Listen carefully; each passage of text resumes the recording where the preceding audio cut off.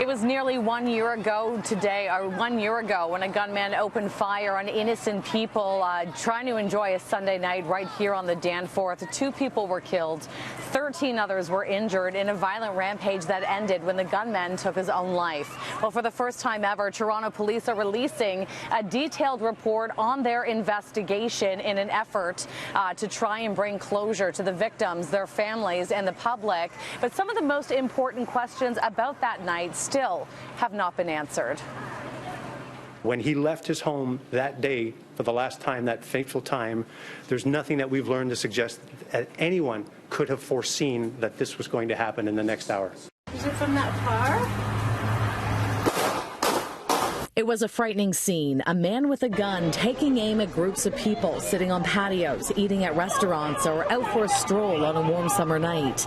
15 people were shot, including 18-year-old Reese Fallon and 10-year-old Juliana Kozis, who died in the attack. The shooter, surrounded by officers, eventually turned the gun on himself. Stay off the road, police.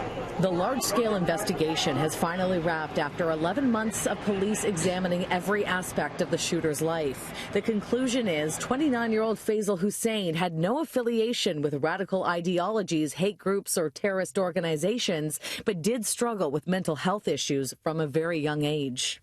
His background details chronicle a troubled individual who is clinically treated for violent acts against himself and an outward expression of violent thoughts. The report says Hussein's behavior caused teachers to worry about the safety of staff and students. Referrals were made 6 times to the Toronto District School Board's social work department, and a risk assessment placed him as medium to high risk for violence. He began seeing a mental health professional, but his adherence to treatment over the next several years was inconsistent.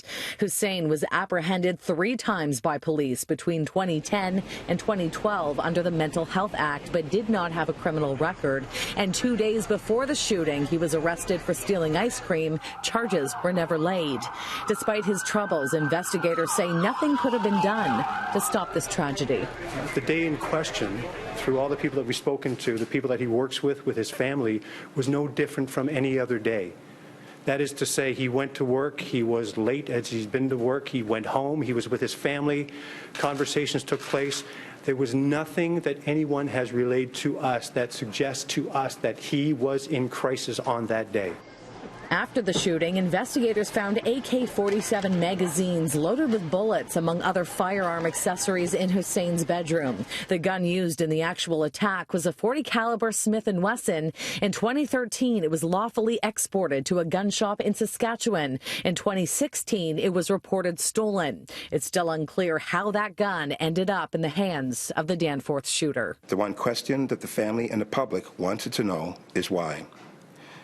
Although we've collected all of the evidence that was available to us for this crime, a crime where the shooter died at the scene, we may never know the answer to why. And although today does not give them the closure for the losses they suffered, it will provide some, but not all, of the answers. Now, Police Chief Mark Saunders says he has kept in touch with some of the victims and the families of the Danforth shooting, and he did show them this report before releasing it to the public this afternoon. If you'd like to read this in detail, you can find it on our website, citynews.ca.